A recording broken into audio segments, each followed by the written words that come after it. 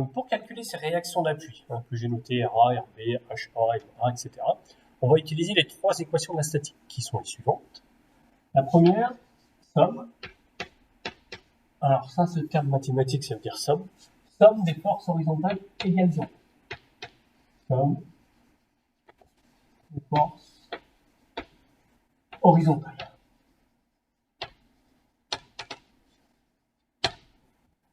La deuxième, somme des forces verticales. V pour verticale, logique. Somme des forces verticales égale 0 également. Et la dernière, c'est somme des moments des forces égale 0. Les trois équations sont nulles. Des moments des forces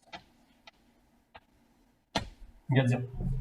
Et pour utiliser ces trois équations, on va avoir des conventions de signes qu'on va respecter maintenant tout le temps en résistance des matériaux, en RDM. Donc ce sera toujours les mêmes conventions. Tout ce qui est vertical et vers le haut, ça comptait positivement. Tout ce qui est horizontal et vers la droite est compté également positivement. Et la dernière à retenir, c'est tout ce qui va faire tourner dans le sens des aiguilles d'une montre est compté positivement. Donc rappelez-vous, sens des aiguilles d'une montre. Si vous avez une force qui va faire tourner votre poutre dans le sens des aiguilles d'une montre, ça va compter positivement en termes de valeur.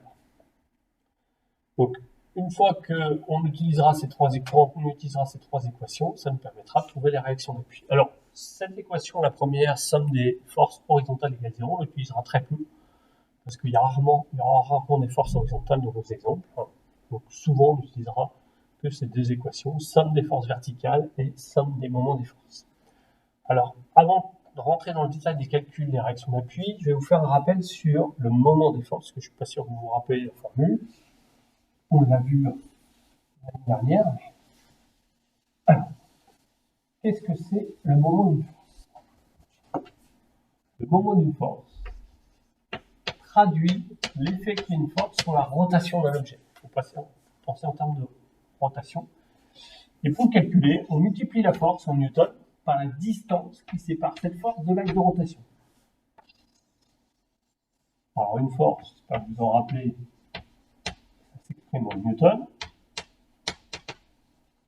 ou en décanewton, si vous voulez l'exemple, et la distance, donc,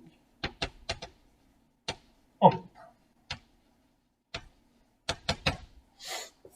Et donc on obtient le moment de la force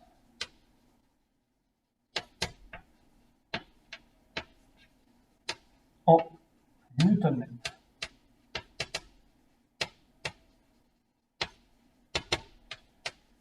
Quand vous aurez à calculer des moments de force pour calculer les réactions d'appui, il faudra faire une valeur en newton ou en décanewton multipliée par une distance en mètres.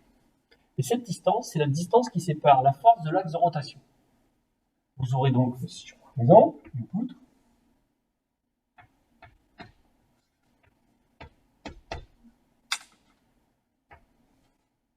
une force F par exemple qui agit sur cette poutre.